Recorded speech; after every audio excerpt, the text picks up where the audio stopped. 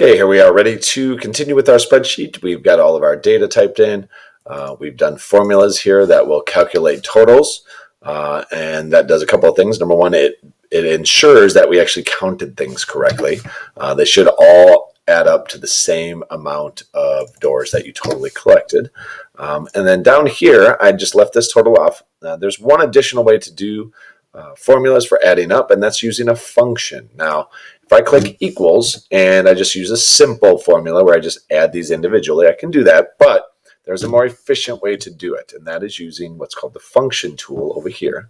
If I click on functions, there's a lot of different functions built in here, but these top 5 are the most common. We are going to use the one called sum function. Sum means add together. And what I do is I click where I want the answer to go. I click sum, and it writes most of the formula for me, and it's looking for what's called the range. And the range is really the row of numbers that you want to add together. So I'm going to, before I click on anything else, if I click somewhere else, it kind of messes it up. But if I click right here on the first number and drag so that I'm selecting the row of numbers, and it's important that I do it from top to bottom, it types in the formulas or the range of the numbers I want to add together. And if I press enter, it calculates it for me. Now, once again, I don't want you to just type in what number you think this is. I want you to actually do a formula so it adds these together. That will come into play later on. Now, our final thing we're going to do to this is we're going to put together some data visualization, and that comes in the form of pie charts for this particular spreadsheet. To do that, we're going to click on and select not only the titles, but also the data for each of our categories. So this is my open close category. So I'm going to click on the word open and drag over down to the number 35. I'm not going to include the totals for this particular set of data. It just doesn't work for the way pie charts work. We want to find out a comparison, and one type of chart that is really good for comparisons is a pie chart. So once I've selected my data, and that's important. If you don't select data, it doesn't know what to graph. I'm going to go to Insert. I'm going to go to Chart. And you can see automatically Google has selected pie chart as its top suggested type of chart. Now, if it doesn't suggest a pie chart, over here are all your settings. You can go down and you can scroll in and say, you know what, I specifically want a pie chart. And there's a couple other settings you can do and change on this particular setup. But I'm going to go over to Customize over here on the right side. And this is where I'm going to customize the way my chart looks. I'm going to drag it down here and shrink it a little bit so I have some room.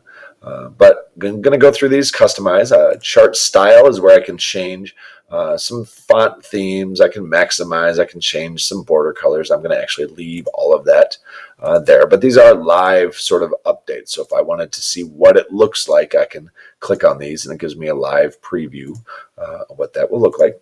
The pie chart, again, I can go in here and change some different settings. Again, for the pie chart, generally I leave those alone.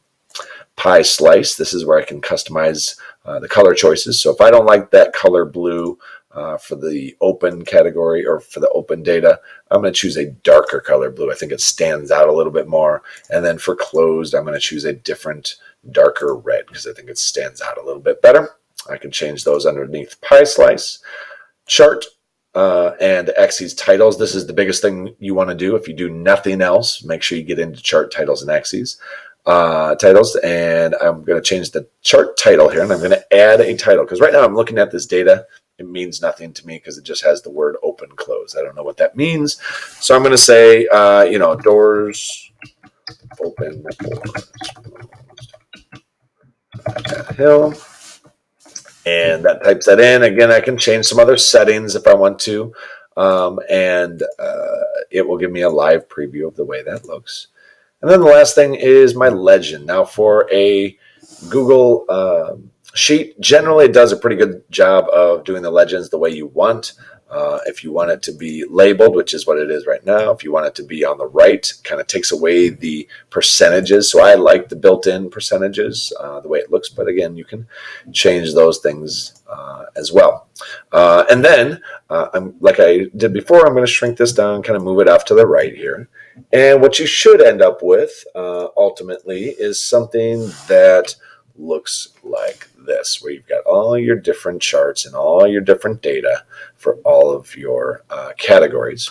All right. And once you're done with this, I'm going to go